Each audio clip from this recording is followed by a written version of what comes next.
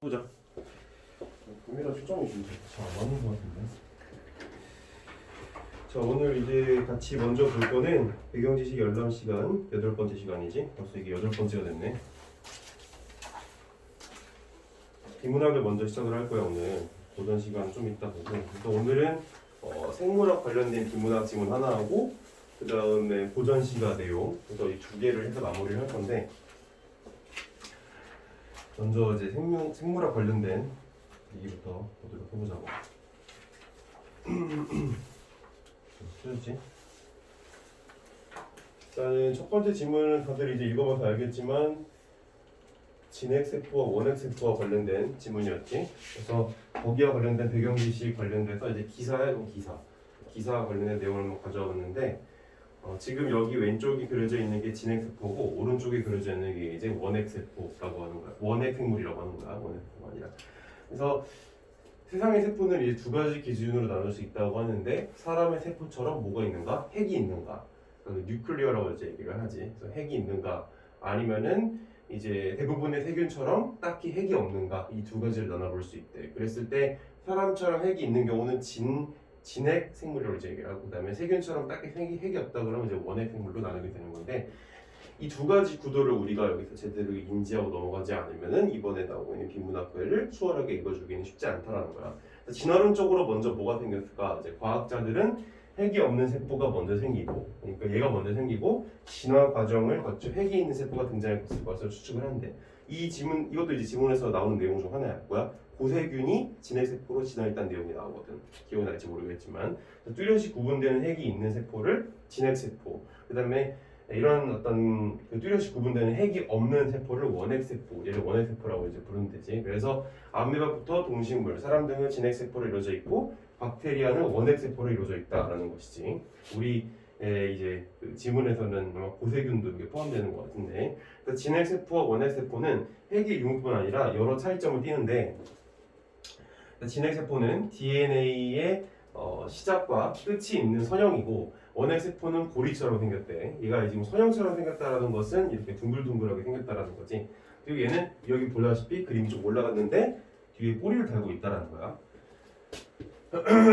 그리고 고리처럼 이렇게 꼬리를 달고 있는 거지. 진핵세포의 크기가 원핵세포보다 훨씬 크대. 그러니까 이거는 이제 우리가 이해를 위해서 둘 다 크게 그려놓은 거고, 원래는 얘가 얘보다 훨씬 크다라는 건 비교할 수 없이 크다는 얘기야. 생물학적으로는 엄청 미세하겠지, 이거에 비해서.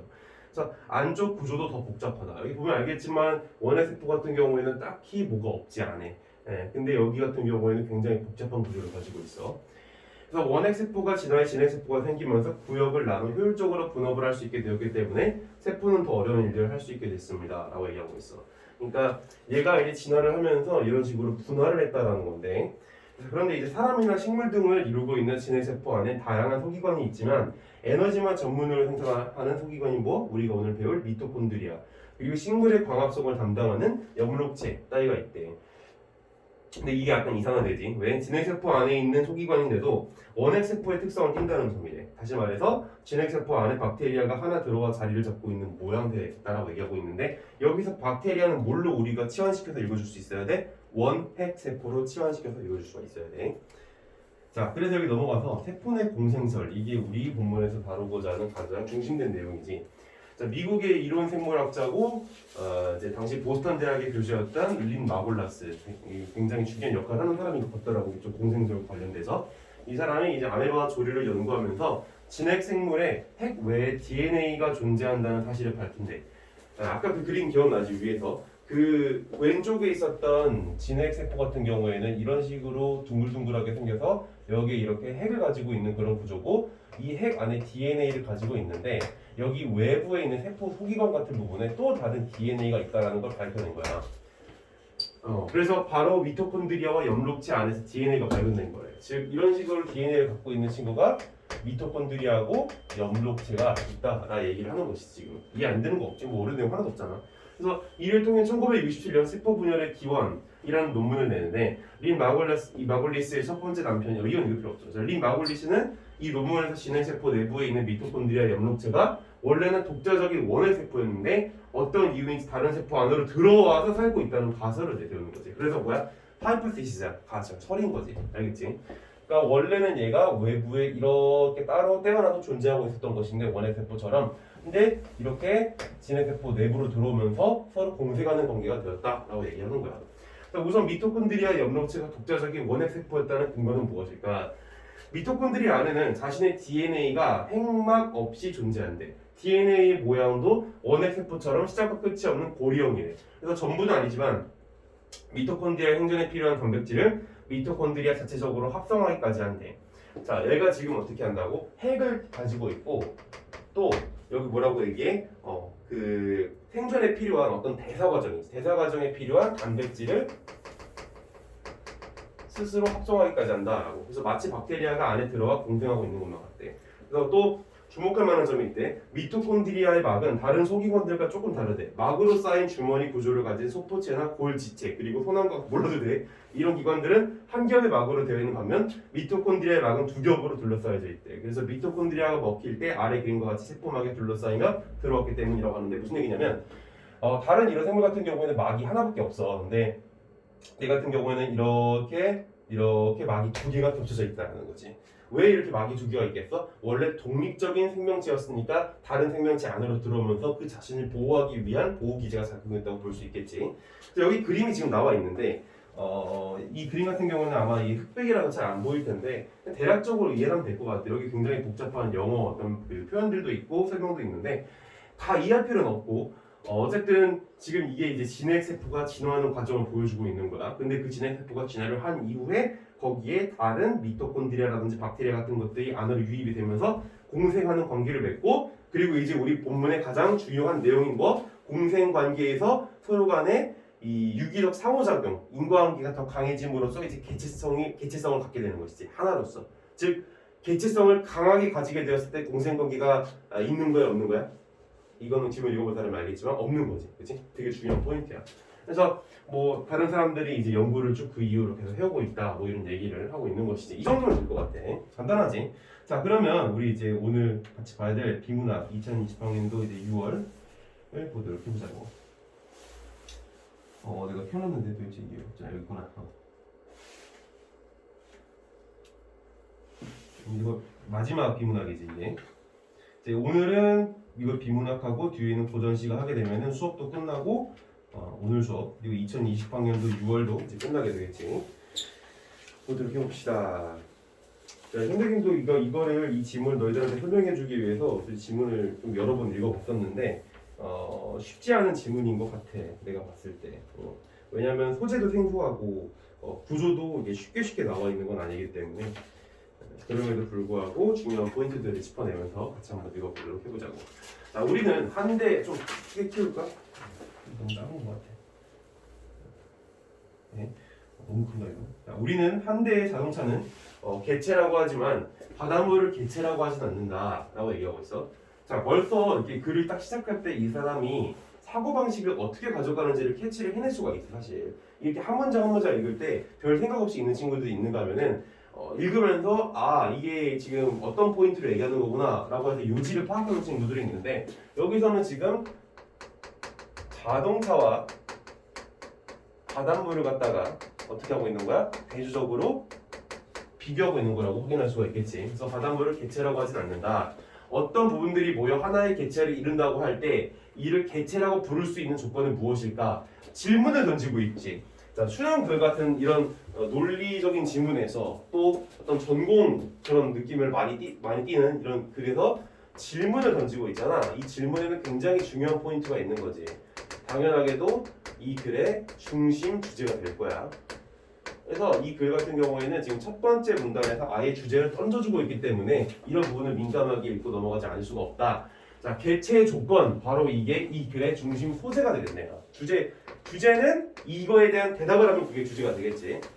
개체의 조건, 뭐가 개체의 조건이래? 일단 부분들 사이의 유사성은 개체성의 조건이 될 수 없다라고 단정 짓고 있어. 자, 개체의 조건, 첫 번째로 사람들이 얘기할 수 있는 유사한 것이냐? 근데 이것은 개체 조건이 될 수 없다라는 결론을 내리고 있지. 그래서 가령 일란성 쌍둥이인 두 사람은 DNA 염기서열과 외보도 같지만 동일한 개체는 아니다. 그러니까 이런 유사성을 띠지만 동일한 개체가 아닌 게 일란성 쌍둥이라고 지금 규정을 내려주고 있지.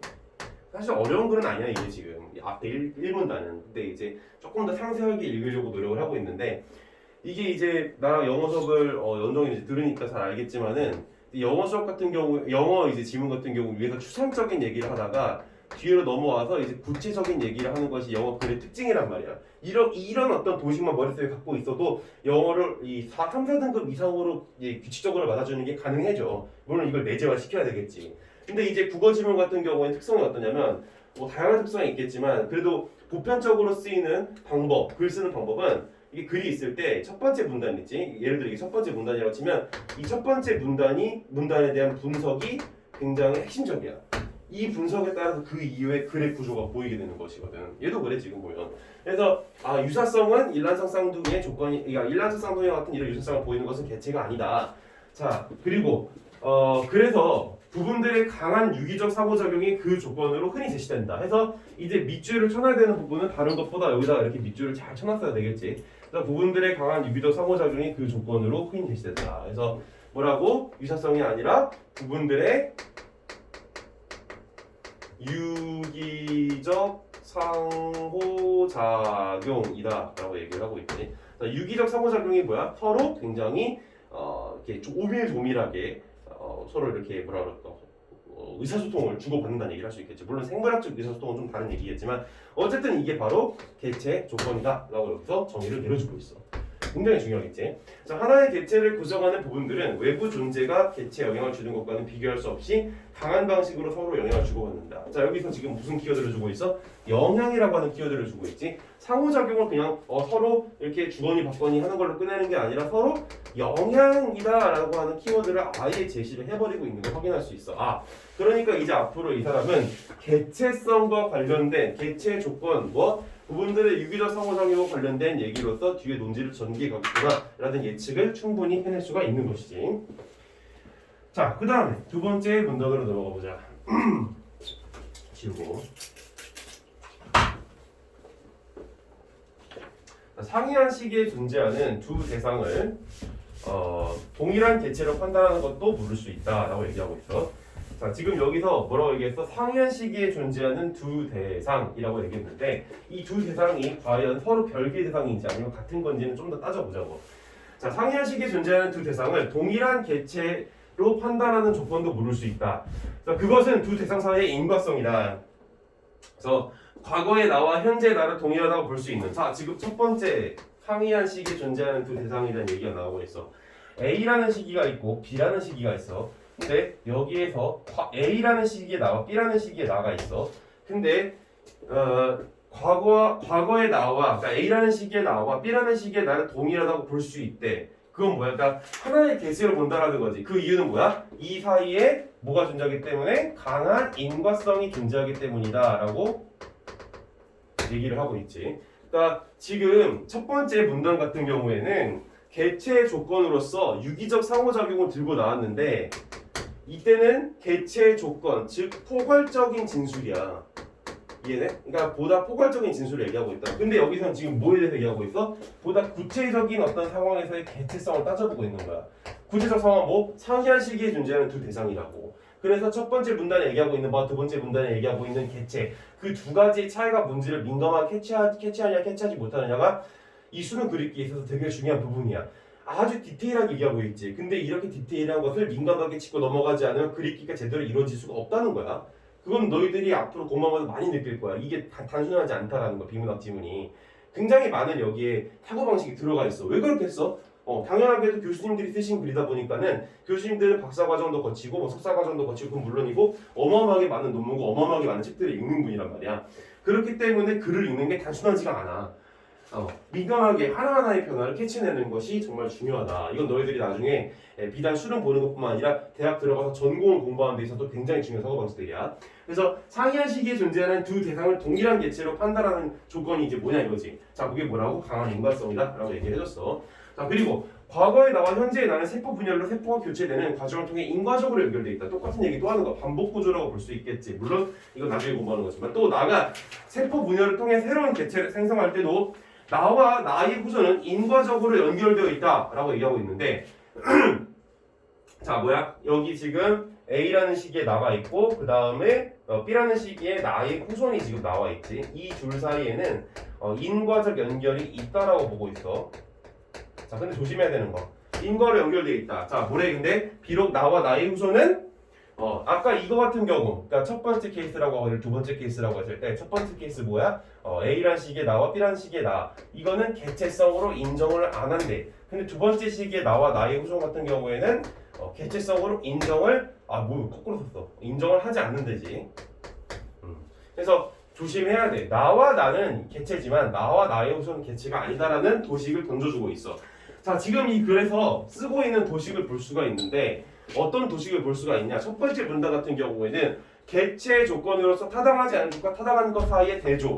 또 두 번째 문단에서는 상이한 시기에 상이한 시기에 존재하는 두 대상에 대해서 나와 나의 후손 이 두 가지 포인트들을 대조적으로 연결짓고 있다라는 걸 파악할 수가 있겠지. 느껴져? 이런 것들을 인간학이 스스로 캐치하고 넘어가는지를 확인해봐. 물론 이렇게까지 완벽하게 읽을 수는 없겠지, 제한 시간에. 하지만 최소한적으로 어떠한 구조가 사용되고 있는지에 대한 느낌을 얻어간다는 거야.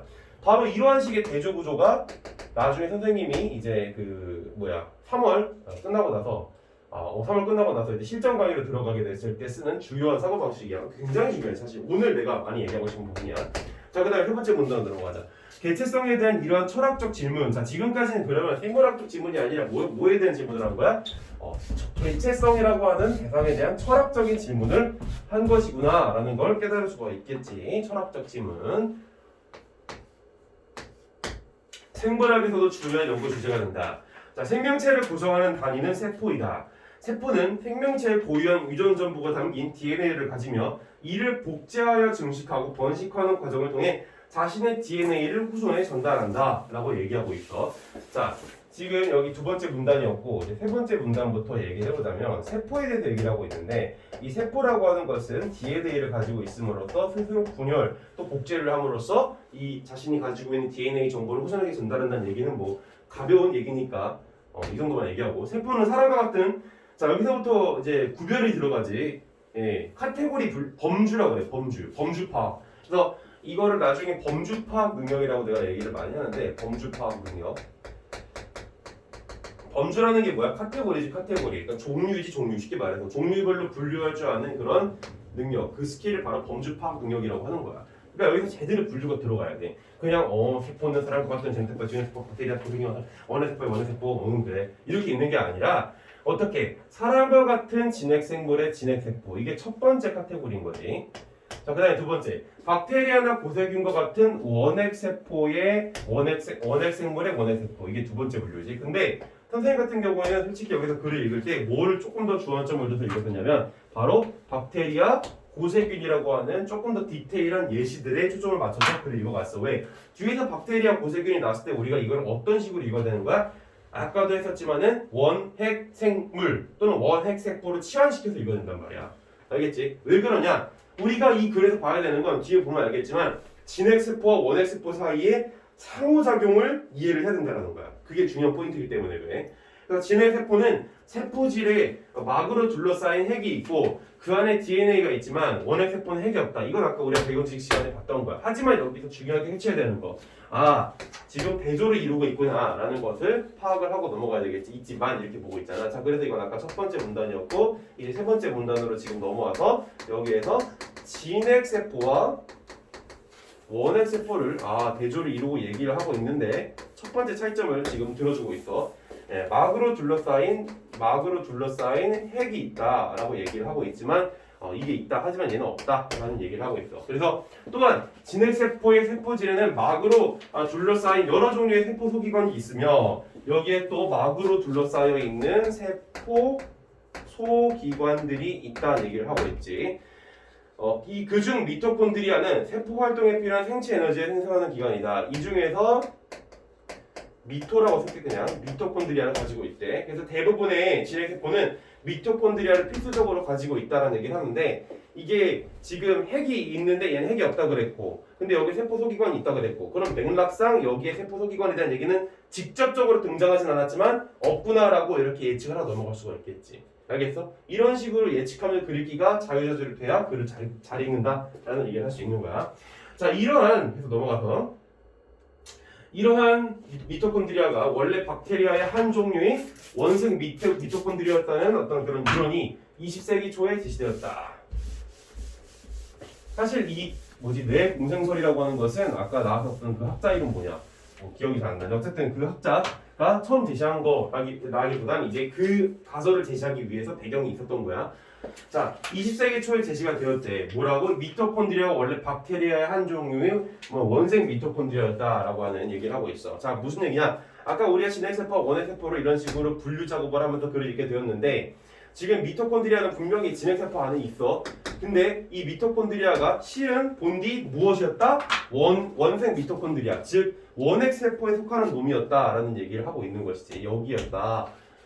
이런 가설이 제시된 거야. 그래서 공생 발생설 또는 세포 내 공생설이라고 불리는 이 이론에서는 왜 이래 이거? 이게 지금 라인이 연결이 항상 불안정해가지고 펴지겠지 뭐. 이런 적이 없었는데. 자, 그래서 이 이론에서는 두 원핵 생물 간의 공생 관계가 지속되면서 진핵세포로 같이 진핵생물이 탄생된다고 설명한다. 뭐라고? 자, 여기 지금 보면은 이 원핵 세포를 가지고 있는 원핵 생물 간의 뭐가 된다? 공생 관계가 지속되면서 공생이 지속되면서 이로 인해서 진핵 생물이 탄생하게 되었다라는 얘기를 던지고 있어. 자, 뭐라고? 이게 되게 중요한 포인트였지. 공생관계가 지속되면서 진핵세포로 가진 진핵생물이 탄생했다고 설명한다. 공생관계, 뭐야 이게? 원핵생물 간의 부분 간의 유기적 결합인 거야. 이해돼? 부분 간의 유기적 결합이라고. 그러니까 국어를 잘 읽는다라는 것은 이런 식으로 나와 있는 걸 그냥 보이는 것만 읽는 게 아니라 그 보이는 것 이면에 숨겨져 있는 하고자 하는 그 본의, 그러니까 진짜 의도가 무엇인지를 파악을 한다는 거야. 그래서 부분 간의 유기적 결합을 통한 진핵생물이 탄생, 이건 뭘 전제하고 있는 거야? 개체지, 개체. 개체가 발생했다라는 얘기를 하고 있는 거지. 그래서 공생은 서로 다른 생명체가, 자, 여기 지금 서로 다른이라고 하는 수식어가 들어가 있지. 서로 다른 생명체가 함께 살아가는 것을 말하며 서로 다른 생명체를 가정하는 것은 어느 생명체의 세포 안에서 다른 생명체가 공생하는 내부 공생에서도 마찬가지다라고 얘기하고 있어. 아까 전에 우리가 그림에서 그렸던 것처럼 여기 지금 진핵 세포 안에 미토콘드리아가 이런 식으로 들어와서 살고 있는데 이게 바로 세포 내 공생인 거잖아. 근데 이 세포 내 공생, 공생이라고 하는 거, 이렇게 얘기할 수 있는 조건은 서로 다른 개체라는 그 조건이 있어야만 공생이라고 얘기할 수 있다는 거야. 자, 그래서 공생 발생설은 한동안 생물학계로부터 인정받지 못했다라고 얘기하고 있고 뒤에서 기억의 이유를 물어보는 그 문제가 나오지. 자, 근데 다행히도 이 지문은 조금 친절하다고 느껴지는 것은 이 인정받지 못한 이유를 뒤에서 제시를 해줘. 읽어보면 알겠지만, 자, 미토콘드리아의 기능과 대략적 구조, 그리고 생명체 간 내부 공생의 사례는 이미 알려졌지만 미토콘드리아가 과거에 독립된 생명체였다는 것을 쉽게 믿을 수 없었기 때문이다 라고 얘기하고 있어. 뭐라고? 이게 지금 공생 발생설이 인정받지 못한 건 일단 첫 번째 이유는 독립된 생명체였다는 것을 쉽게 믿을 수 없었기 때문이라는 거야. 그러니까 이 사람들은 미토콘드리아를 철저히 진핵세포에 종속되어 있는 생물로서 세포로 보고 있는 것이지, 쉽게 말해서. 왜냐면 공생이라고 얘기를 하려면 서로 다른 어떤 개체여야 되는 거 아니야. 근데 얘가 서로 다른 개체라는 얘기는 독립된 생명체였다는 걸 전제하는 거 아니야? 그치? 근데 이거를 인정할 수가 없었다라는 거지. 그리고 이렇게 이걸 인정할 수 없었던 이유가 추가적으로 또 뒤에 나오겠지. 그리고 한 생명체가 세대를 이어가는 과정 중에 돌연변이, 자연선택이 일어나고 이로 인해 종이 진화하고 분화한다고 보는 전통적인 유전학에서 두 원핵 생물의 결합은 주목받지 못했다라고 얘기하고 있어. 자, 이거는 그냥 가볍게 읽어 넘어가도 될 것 같아. 그러다가 전자 현미경의 등장으로 미토콘드리아의 내부까지 세밀하게 관찰하게 되고 미토콘드리아 안에는, 자, 여기서부터가 중요하지. 자, 미토콘드리아가 이전에 어떻다고 본 거야? 독립된 생명체가 아니었다고 봤던 거야. 왜? 알 수가 없으니까. 그게 독립된 생명체라는 근거가 없기 때문이었지. 근데 지금 이제 현미경을 통해서 어떻게 된 거야? 미토콘드리아 안에는 세포에게 DNA와는 다른 DNA가 있다라는 것을 발견을 했다라는 거야. 즉 뭐가 생긴 거야? 근거가 생겼다라는 것이지. 알겠어? 이런 식으로 민감하게 이 사람이 어떠한 포인트에 대해서 얘기하고 있는지를 짚고 넘어갈 수 있는 게 그리기의 핵심이라는 거야. 선생님이 되게 중요시 여기는 치환하면서 그리기지. 그래서 단백질을 합성하는 자신만의 리보솜을 가지고 있다. 추가적인 또 근거가 나오고 있는 뭐야? 자신만의 리보솜, 단백질, 이런 게 있다라는 사실이 밝혀지면서 공생 발생설이 새롭게 부각되었다라는 얘기를 하고 있는 거야. 자, 그러면 우리가 이 문제를 이미 알고는 있지만 우리가 이걸 발문을 먼저 읽었다고 생각했을 때 기억의 이유 뭐겠어? 이 공생 발생설을 인정하지 못하는 이유. 자, 첫 번째 뭐였어? 미토콘드리아를 하나의 이제 독립된 개체로서 보지 않았던 것이지. 그리고 두 번째는 뭐가 있었어? 여기 나와 있다시피 근거가 불충분했기 때문이야. 알겠어? DNA라든지 단백질 같은 것들을 가지고 있다라는 그런 근거가 확충되지 않았기 때문이었지. 하지만 그 이유는 밝혀지면서 미토콘드리아는 독립된 생명체고 그럼으로써 내공생 관계를 가지고 있었구나라는 것을 이제 인정하게 된다라는 거. 글 잘 따라오겠지? 자, 그다음 넘어가서 거의 다 끝나가고 있어 지금.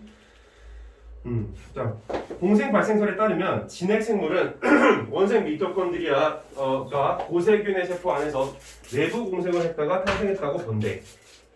자, 아까 전에 고세균하고 박테리아가 뭐라고 얘기를 했어? 진핵 생물이야, 원핵 생물이야? 원핵 생물이지 둘 다 박테리아나 고세균. 근데 그 중에서 하나인 지금 고세균에 대해서 얘기하고 있는데, 자, 저 고세균의 세포 안에서 내부 공생을 하다가 탄생했다라고 보고 있지, 진핵 생물이. 자, 아까 전에 여기 얘기한 거 기억나? 내가 이 포인트가 중요하다고 그랬지. 원핵 생물 간의 공생이 진핵 생물을 탄생시킨다. 이게 뭐를 얘기하고 있다고? 원핵 생물 간의 공생이 부분 간의 유기적 상호작용을 얘기하고 있다고. 알겠지? 자, 부분 간의 유기적 상호작용이 뭘 탄생시킨다? 개체를 탄생시킨다. 그래서 여기서 부분 간의 상호작용으로서 뭐를 들고 있는 거야? 바로 고세균과, 너무 다 노란색으로 쓰나? 고세균과 그리고 또 뭐였어? 세포 안에서 원생 미토콘드리아, 원생 미토라고 쓸게. 그래서 이 둘 사이의 상호작용에 의해서 비로소 뭐가 탄생하게 된다? 진핵 생물. 어때? 앞에서 얘기한 거를 그냥 대충 넘어갔으면은 이 뒤에서 얘기하고 있을 때 이 부분을 왜 얘기하는지를 몰랐을 텐데 앞에서 이걸 민감하게 우리가 캐치를 해줬기 때문에 뒤에서 얘기를 할 때 이거를 여기다가 어떻게 하는 거야? 바로 대입시켜서 읽어줄 수가 있는 거지. 알겠어? 그러니까 이 글은 굉장히 잘 쓰여진 글이야. 그러니까 딱 봤을 때는 되게 어려 보이지만 이 사람이 앞에서 뭔가 진술한 게 있으면 괜히 쓸데없이 얘기를 안 해. 이거에 대해서 꼭 설명을 해주는 그런 글인 거야. 그러니까 공부할 때 있어서는 되게 좋은 글인 거지. 이런 글이. 그래서 여기까지 읽었고, 고세균의 핵의 형성과 내부 공생의 시작 중 어느 것이 먼저인지에 대해서는 논란이 있지만 뭐 굳이 이거 신경 안 써도 되는 진술이긴 하지만 그래도 우리 연습이기 때문에 조금 더 풀어서 설명해 주자면 고세균이 핵이 형성되는 것과 고세균이 핵이 형성되는 거, 여기 얘가 핵이 형성되는 게 왜 중요해?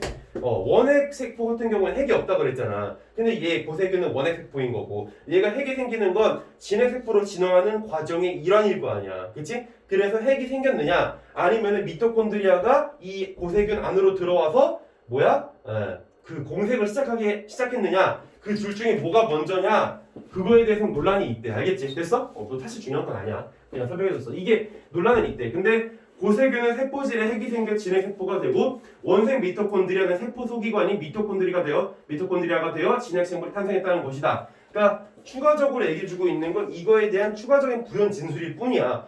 고세균이 핵이 생기면서 진핵 세포가 되었고 그 다음에 그 안에서 원생 미토콘드리아는 세포 소기관이 되었다. 알겠지? 끝. 자, 그 다음에 미토콘드리아가 원래 박테리아의 한 종류였다는 근거는 여러 가지가 있다. 자, 지금 뭐래? 미토콘드리아가 원생 미토콘드리아인데 이 원생 미토콘드리아가 추가적으로 뭐라고 얘기를 하고 있어? 박테리아의 한 종류였다. 즉 얘는 확실시되는 거죠. 어떻게? 원핵 세포였다라는 것을 확실시시켜서 지금 얘기하고자 하는 거야. 자, 그 근거가 뭐가 있어? 첫 번째, 박테리아와 마찬가지로 새로운 미토콘드리아는 이미 존재하는 미토콘드리아의 이분 분열을 통해서만 만들어진다라고 얘기를 하고 있어. 이게 첫 번째 근거인 거야. 박테리아는 이분 분열을 한다라는 거. 따라서 원생 미토콘드리아의 이분 분열을 통해서 미토콘드리아가 되었다라는 것이지. 알겠어? 그게 첫 번째 근거. 그리고 두 번째, 미토콘드리아의 막에는 진핵 세포막의 수송 단백질과는 다른 종류의 수송 단백질인 포린이 존재한대. 자, 두 번째 근거지. 자, 진핵 세포 막에도 수송 단백질이 있기는 있는데 그거하고는 다른 종류의 수송 단백질이 있다라는 거야. 이 박테리아 안에.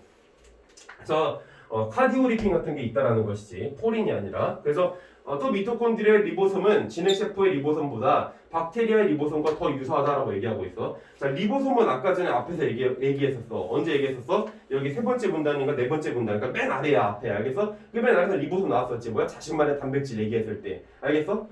미토콘드리아는 세포에게 DNA와 다른 DNA를 가지고 있으며 거기야 단백질을 합성하는 자신만의 리보솜을 가지고 있다. 자, 리보솜이라고 하는 것은 여기서 얘기하고 있는 원핵세포, 진핵세포 다 가지고 있는 건데 이 리보솜이 근데 얘가 가진 것과 얘가 가진 게 서로 다르다는 얘기야. 그렇기 때문에 미토콘드리아도 보다 이쪽으로 가깝게 리보솜을 가지고 있어서 박테리아의 한 종류였다라는 근거로서 제시하고 있는 거야. 이해돼? 이게 세 가지를 근거로 들고 있어. 그래서 이거는 우리가 새롭게는 아니지만 어쨌든 좀 더 주의 있게 공부해 볼 필요가 있는 부분인데 어떤 주장을 하잖아. 어떤 주장을 했어? 미토콘드리아가 박테리아 한 종이었다는 주장을 하지. 그치? 이게 주장이야. 근데 이거에 대해서 뒤에서 뭐 해주고 있는 거야? 구체적인 근거들을 제시하고 있지. 그래서 이 진술의 어떤 특성, 주장과 근거 이거를 이렇게 도식화시켜서 보는 게 굉장히 중요하고 이걸 나중에 내가 뭐라고 얘기하냐면 인과관계라고 너희들한테 이렇게 아예 규정을 지어줘. 그래서 여기선 이 근거를 굉장히 중요시 여기면서 읽을 필요가 있었던 것이지. 자, 그 다음에 넘어가서 자, 미토콘드리아는 여전히 고유한 DNA를 가진 채 복제와 증식이 이루어지는데도 미토콘드리아와 진핵세포 사이의 관계를 공생관계로 보지 않는 이유는 무엇일까? 자, 질문을 던지고 있지. 이 사람 글 쓰는 특징이야. 선생님이 여러 번 얘기하는 거지. 맨날 비문학 할 때마다. 그 글의 특징이 있다고. 이게 사람이 쓰는 거기 때문에 당연하게도 그 글을 쓰는 사람의 특징이 드러나. 이 사람은 질문 던지는 걸 굉장히 좋아하지. 그리고 그 질문 던지는 걸 좋아한다는 걸 파악하는 걸로서 우리가 뭐를 해낼 수가 있는 거야? 이 사람의 중심 주제를 계속 잡아갈 수가 있는 거야. 따라가는 거지 우리가. 그러니까 질문을 읽었을 때 뭐야? 이거 대충 이렇게 있는 게 아니라 이 사람이 글을 쓰는 의도를 파악할 수가 있다라는 거야. 자, 여기서 근데 이 중요한 질문이었는데 여기에 들어있는 여러 가지 이제 그 전제가 있어. 어떤 전제가 있어? 공생관계다라고 하는 것은 일단 공생을 위해선 2개 이상의 생물이 있어야 되잖아. 이 공생관계라고 하는 것은 그 2개 이상의 생물의 상위성을 인정하는 거야, 인정하지 않는 거야? 상위성, 서로 다르다라는 거지. 그러니까 어떤 생물 간의 상위성을 인정해 안 해? 당연히 인정하는 거지. 그래야 공생이라고 본다라는 거야. 그러면 여기서 공생관계를 보지 않는다라는 건 뭐를 전제하고 있는 걸까? 당연하게도 개체일 거야. 알겠어? 개체. 그러면 이 개체 같은 경우에는 그러니까 서로 다른 생물 간의 상위성을 인정해야 안 해? 인정을? 대답해봐 이거는. 이 정도는 해야지. 인정해 안 해? X지. 알겠지? 이러한 도식을 계속 가져가는 거야. 뭐야? 아까도 내가 여러 번 얘기했지만 이 글에서 우리가 공부해야 되는 중요한 사고방식 대조. 또 나오고 있는 거야. 여기서도 나왔고 여기서도 나왔고 여기서도 나오고 있고 지금 난리야. 근데 이 글 쓰시는 분은 우리한테 이해를 돕기 위해서 이렇게 글을 쓰고 있는 거야. 사실 조금 이거 불친절하긴 했어. 어쨌든 두 생명체가 불친절하다고 보기는 어렵지 사실. 근데 어쨌든 그냥 내 개인적인 의견이었고 두 생명체가 서로 떨어져서 살 수 없더라도 각자의 개체성을 잃을 정도로 유기적 상호작용이 강한 친절하네. 다 얘기해주네. 그치? 너무 친절하지 않아? 솔직히 이 정도면 진짜 친절한 거야. 그래서 이 자기가 질문을 한 이유를 얘기해주고 있는 거야. 알겠어? 글을 이렇게 읽어야 돼. 이 사람이 도대체 이런 말을 왜 할까? 의도를 파악해가면서.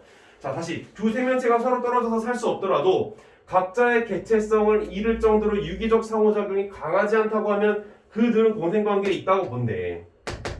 유기적 상호작용이 강하지 않다면 뭐를 전제하고 있는 거야? 개체가 아니라는 것이지. 자, 그런 공생관계에 있다고 보는데 미토콘드리아와 진핵세포 간의 유기적 상호작용은 둘을 다른 개체로 볼 수 없을 만큼 매우 강하기 때문이래. 유기적 상호작용이 매우 강하다. 그건 뭐다? 개체다.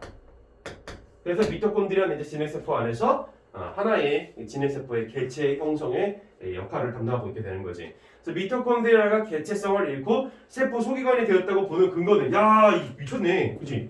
왜? 근거라고 그냥 막 갖다 던져주고 있어. 그럼 이 상황에서 우리 어떻게 그냥 대충 기회를 읽어? 아니지. 아까도 얘기했지만 근거가 되게 중요하다고 그랬어. 여기서도 근거를 아예 대놓고 던져주고 있는 건 이유가 있는 거야. 왜? 여기를 열심히 한번 보라는 것이지. 이 수능에서 문제를 출제하는 방식은 여러 가지가 있겠지만 가장 기본이 되는 방식은 당연하게도 이 사람이 글을 쓴 중요한 포인트들이 뭔지를 파악하는 게 제일 핵심적이라는 거야. 알겠지? 중요 포인트. 근데 이 사람은 자기가 중요한 포인트를 이렇게 아예 직접적으로 제시를 해. 그래서 글 읽기가 한결 좀 편하게 느껴지는 건 있어. 하지만 그 내용 자체는 어려운 건 사실이고. 그래서 세포 소기관이 되었다고 보는 근거는 그러니까 더 이상 이제 서로 이제 상이한 개체, 공생이 아니라는 거야. 그렇게 보는 근거는 진핵세포가 미토콘드리아의 뭐? 첫 번째 근거, 증식을 조절하고 있대. 그리고 자신을 복제하여 증식할 때 미토콘드리아도 함께 복제하여 증식시킨다는 것. 이건 이제 여기에 대한 부연 설명이 되겠지. 또한 미토콘드리아의 유전자의 많은 부분이 세포의 DNA로 옮겨가 미토콘드리아의 DNA 길이가 어떻게 됐다? DNA 길이가 현재 짧아졌다는 거. 누구의 DNA 길이? 미토콘드리아 DNA 길이. 이 두 번째 근거. 미토콘드리아에서 일어나는 대사 과정에 필요한 단백질은 세포에게 DNA로부터 합성되고 미토콘드리아의 DNA에 남은 유전자 대부분은 생체 에너지를 생산하는 역할을 한다라고 얘기하고 있어. 자, 뭐라고? 지금 여기서 세포에게 DNA로부터 합성된다고 얘기하고 있는데 이 세포액은 누구의 세포액을 얘기하고 있는 거야? 당연하게도 진핵세포의 세포액을 얘기하고 있는 거겠지. 그래서 진핵세포의 세포액으로부터 얘가 지금 도움을 받고 있다는 걸 얘기하고 있고 나머지 미토콘드리아 본인이 갖고 있는 본인 좀 이상한데 어쨌든 DNA에 남은 유전자 대부분은 자기 스스로의 생체 에너지를 생산하는 역할을 한다. 그래서 예컨대 사람의 미토콘드리아 37개 유전자만 있을 정도로 DNA 길이가 짧다라고 이렇게 얘기하고 있어. 뭐 어쨌든 넘어가면 될 것 같아. 자, 그래서 여기서 얘기한 두 가지 중요한 근거는 증식 조절, 세포 DNA 길이가 짧아졌다라는 거. 그리고 그 DNA 길이가 짧아진 것과 더불어서 단백질에 대한 얘기가 이제 세 번째 근거가 된다고 볼 수도 있겠지. 이건 사람에 따라 좀 판단하는 게 다를 수도 있겠지만. 자, 여기까지 읽었으면 솔직히 글은 다 읽었어 이제. 근데 여기 지금 보면은 여기서 그 조금 더 민감하게 읽어주셔야 되는 부분이 있는데 뭐냐면 이 미토콘드리아 대사 과정에 필요한 단백질은 세포에게 DNA로부터 합성된다라는 얘기를 하고 있어. 세포에게 DNA로부터. 여기서 중요한 표지가 있지. 뭐로부터. 방향성을 나타내는 선지인 거야. 세포에게 DNA로부터. 그러니까 핵에서 먼저 시작을 한다는 거야. 알겠지? 이거를 얘기해주고 있는 거야. 자, 그 다음 넘어가자. 그러니까 근데 이게 되게 어려웠어. 솔직히 너무 디테일하게 되어 있는 부분이라 이거를 조금 딱 민감하게 캐치해내기는 쉽지 않았지. 시험 상황에서. 37번. 윗글의 내용 그래도 나머지 문제 다 맞춰야 돼. 자, 윗글의 내용 전개 방식으로 가장 적절한 것은 무엇인가? 또 선지 하나씩 다 분석을 해보자고. 자, 글을 다 읽었는데 질문 있으면 질문을 하고 만약에 좀 말하기가 그러면 또 써서 주면 되지. 그 질문은 그리고 선생님이 이제 보니까 시간상 이제 한 주에 내가 이제 질문을 받았을 때 주말에 좀 이렇게 타이핑해서 줄 수가 있겠더라고. 그래서 주중에 좀 하기가 내가 너무 여력이 안 되더라고. 바빠가지고. 주말에 타이핑을 해서 다 돌려주도록 할 테니까 어쨌든 질문을 다 써주고. 자, 윗글의 내용 전개 방식. 자, 내용 전개 방식이라고 하면은 말 그대로 단락별 구성을 다시 한번 살펴봐라 이런 얘기가 되는 거야. 그래서 여기서 단락별 구성이 어떻게 구성이 됐어서 다시 한번 상기시켜 보자면 앞에서 철학적인 질문을 던지지. 뭐와 관련된 철학적 질문이야? 바로 개체성과 관련된 철학적 질문이지. 알겠어? 그래서 개체성과 관련된 철학적 질문을 던지고 그 이후에 원핵세포와 진핵세포 사이에 유기적 상호작용에 의한 어떤 그런 공생, 유기적 상호작용이라고 공생이라고 하면 안 되는데 어쨌든 뭐 이러한 어떤 컨텐츠를 가지고 내용을 이제 전개해 나가는 걸 볼 수가 있지. 자, 1번. 개체성과 관련된 예를 제시한 이후라고 얘기하고 있는데 개체성과 관련된 예, 뭐 쌍둥이 나왔으니까 일단 그건 뭐 그럴 수도 있어. 근데 공생 발생설에 대한 다양한 글들을 비교하고 있다고 얘기하고 있는데 자, 다양한이라는 표시를 쓰려면은 최소한 3개 이상은 돼야 돼. 2개는 다양하지 않아. 3개 이상은 돼야 돼. 3개 이상. 근데 여기에서 등장하고 있는 공생 발생설에 대한 견해는 2가지야. 뭐하고 뭐가 있어? 공생 발생설을 인정하지 않는 의견과 공생 발생설의 근거가 등장하면서 그것을 받아들이게 되는 그 두 부류가 있는 거야. 그래서 이거를 일단은 제시하고 있는 것까지는 좋은데 비교하고 있다까지는 또 무리가 있지. 그래서 이 선지는 틀렸다라고 볼 수 있어. 그러니까 이거를 그냥 무조건 틀렸어 이렇게 보는 게 아니라 왜 틀렸는지에 대해서 이렇게 세밀하게 분석해보는 작업을 스스로 다시 한번 해봐야 된다라는 거. 알겠어? 2번. 개체에 대한 정의를 제시한 후에 자, 개체에 대한 정의라고 했는데 여기선 개체에 대한 정의라기보단 개체 조건에 대한 정의를 제시했다고 보는 게 더 적합해. 알겠지? 그러니까 이렇게 세밀하게 읽어주는 연습을 하라고. 세포의 생물학적 개념이 확립되는 과정을 서술하고 있다라고 얘기하고 있지. 뭐라고? 세포의 생물학적 개념이 확립되는 과정을 서술을 한 적이 없지. 이런 건 없어. 둘의 공생, 뭐 개체성 이런 거 가지고 얘기를 하고 있지. 무슨 생물학적 개념 얼토당토하는 얘기를 하고 있냐. 4번. 개체성의 조건을 제시하는 조건 뭐야? 철학적 질문이었지. 조건. 그리고 여기 내가 대놓고 써놨잖아. 조건이라고. 제시하고 세포 소기관의 개체성에 대해 공생 발생설을 중심으로 설명하고 있다. 세포 소기관 뭐 미토콘드리아 같은 그 개체성을 공생 발생설을 중심으로 설명하고 있다. 완전 맞지 않냐? 3번밖에 뭐 동답이 되게 더 있어? 넘어가도 되겠지 사실. 근데 4번 한번 보자고. 개체의 유형을 분류한 후 유형 분류한 적이 아예 없고 세포의 소기관이 분화되는 과정을 공생 발생설을 중심으로 설명하고 있다고 얘기하는데 그럴싸해 보이지. 근데 여기서 세포의 소기관이 분화되는 과정을 보여줬어? 살짝 보여주긴 했지만 이거를 세포 소기관이 분화되는 과정을 공생 발생설을 중심으로 이거를 이제 중심적으로 얘기하고 있다고 보긴 어려워. 왜? 공생 발생설이 조금 더 포커스지 소기관이 분화되는 과정이 포커스가 아니기 때문이야. 그래서 이건 포커스가 잘못된 부분이 있지. 5번 개체와 관련된 개념들을 설명한 후에 세포가 하나의 개체를 변하는 과정을 인과적으로 서술하고 있다 얘기하고 있지. 그게 괜찮아 보이지 않냐? 솔직히 유혹되지 않겠어? 자 근데 봐봐. 개체와 관련된 개념이라고 얘기를 했는데 여기서는 개체와 관련된 개념을 제시한 적이 없어. 미안하지만 개체의 조건에 대해서 얘기했다고. 그러니까 우리들이 글을 읽을 때 얼마나 대충 있는지를 4번하고 5번이 신랄하게 지적하고 있다고 보면 돼. 알겠어? 만약에 내가 4번이나 5번 이런 걸로 정답을 갖다 그러면 많이 반성을 하도록 하길 바래. 자 다시 38번. 자 윗글에 대한 이해를 듣지 않은 것은 자 내용일치 문제. 이제 내용일치 문제 같은 경우에는 무조건 맞춰야 되는 문제들이야 사실 원래는. 근데 이게 요즘 수능 글은 내용일치도 어렵지 사실. 이게 쉽지만은 않기 때문에 틀리면은 나 이거 틀렸으니까 나는 국어 왜 이렇게 못하지 이런 게 아니라 자신이 디테일한 부분에서 뭐를 놓쳤는지를 파악하길 바래. 자 1번 유사성은 아무리 강하더라도 기체성의 조건이 될 수 없다라고 얘기하고 있지. 이건 아까 우리가 어디서 봤었어? 기억나겠지만 바로 첫 번째 문단이었어. 그렇지 기억나? 여기 내가 써놨잖아. 써놓기까지 했잖아. 유사성은 개체성의 조건이 아니다. 알겠어? 그러니까 이건 맞는 얘기지. 자 그 다음에 2번 바닷물을 개체라고 말하기 어려운 이유는 유기적 상호작용이 약하기 때문이다 라고 그랬어. 자 이거 2번은 우리가 첫 번째 문단의 첫 번째 줄에 대놓고 등장하는 거야. 뭐? 자동차와 바닷물. 그치? 근데 이거는 2번은 애들이 은근히 헷갈려해. 왜? 여기서 바닷물은 유기적 상호작용이 약하다라는 진술을 해 안 해? 안 하지. 그래서 헷갈리는 거야. 이게 바로 맥락적 그립기야. 사실 이제 수능 용어에서 내가 굉장히 중요시 여기는 거긴 한데 여기도 마찬가지야. 맥락적 그립기 뭐? 자, 자동차 바닷물 사이의 어떤 차이는 뭐야? 서로 간의 유기적 상호작용이 개체의 조건이라는 것을 토대로 해서 봤을 때 얘는 개체고 얘는 개체가 아니잖아. 그러면 얘가 토대기 때문에 얘는 유기적 상호작용이 강하고 얘는 약한 거다라고 결론을 지을 수가 있겠지. 그치? 맥락상 1문단에서. 그래서 이것도 맞는 얘기로 파악할 수가 있는데 이거는 이제 맥락적 독해 그립기가 되는 친구들이 바로바로 넘어갈 수가 있는 부분이라는 거. 뭐 어려운 건 아니지만 사실. 3번 새로운 미토콘드리아를 복제하기 위해서는 얘가 이제 결론이야. 자 뭐가 필요한 거야? 세포 안에 미토콘드리아가 반드시 있어야 된다. 필요 충분 조건을 제시하고 있지. 세포 안에 미토콘드리아가 반드시 있어야 된다. 이 얘기는 우리가 어디서 알 수가 있었어? 아까 거의 끝부분이었지. 박테리아가 어떤 특성을 가지고 있다고 그랬어? 이분 분열하는 특성이 있다고 그랬지. 기존에 다른 박테리아가 있어야 박테리아가 생긴다. 마찬가지로 미토콘드리아가 반드시 있어야만 미토콘드리아가 생기게 되는 거겠지. 박테리아의 특성 때문에. 첫 번째 근거에서 기억나? 그래서 이것도 맞는 얘기지. 4번 미토콘드리아의 대사 과정에 필요한 단백질은 자 대사 과정에 필요한 단백질이래.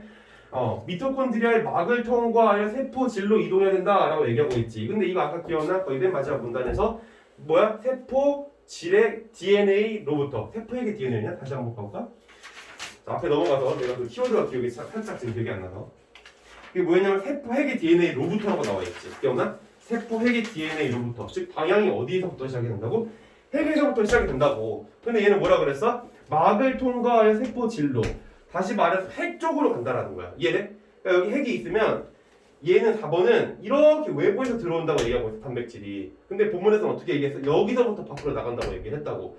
그리고 사실 이것뿐만 아니라 그러니까 이것만 근거가 아니라 이 지문에서 이 4번과 관련된 얘기는 많이 나와. 왜? DNA가 단백질을 합성한다 뭐 이런 얘기를 많이 하지 않았어? 근데 그 DNA는 어디 있다고? 아까 말했지만 세포 안에 있다고. 세포가 DNA를 가지고 있다고. 그러면 이 단백질은 어디서부터 시작이 되는 거야? 세포 안에서 붙어있는 거지. 알겠어? 그래서 맥락적 근거와 직접적 근거가 다 제시가 되어 있어. 근데 애들이 이거 파악을 못해. 왜? 글을 대충 읽기 때문에 그래. 그래서 이거는 막을 통과한 세포질로 이동해야 한다가 틀리게 되는 거지. 알겠어? 핵에서부터 시작이 된다고. 그래서 정답은 4번인 거야. 방향성에 대한 문제지. 그래서 이거 38번은 내가 볼 때는 괜찮은, 그래도 나쁘지 않은 좋은 내용일치 문제이기 때문에 집에 가서 다시 한 번 더 첫 번째 해야 되는 공부 방법의 단계는 그 문단 위치 파악이야. 알겠어? 정답의 근거가 되는 문단 위치파. 그리고 두 번째는 내가 지금 하고 있는 것처럼 이게 왜 틀렸는지에 대한 이 맥락적인 어떤 그런 논리적인 이유를 스스로 따져보는 거지. 알겠어? 좀 표현이 이상하긴 하지만 어쨌든 논리적 이유를 따져본다.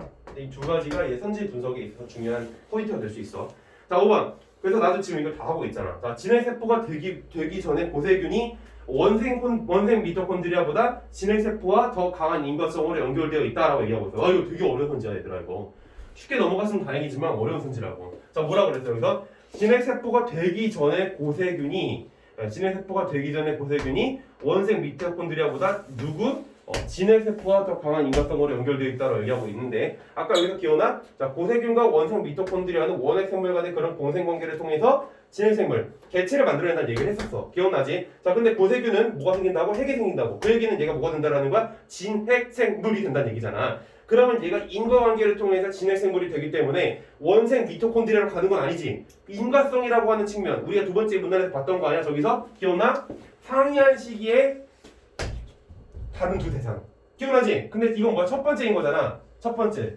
이 두 번째 조건이 아니라 첫 번째 조건이었던 거야. 뭐 A란 시기에 나와 B란 시기에 나. 그 두 개를 어떻게 본다고? 개체로 인정을 해준다고. 지금 그 얘기하는 거야. 알았어?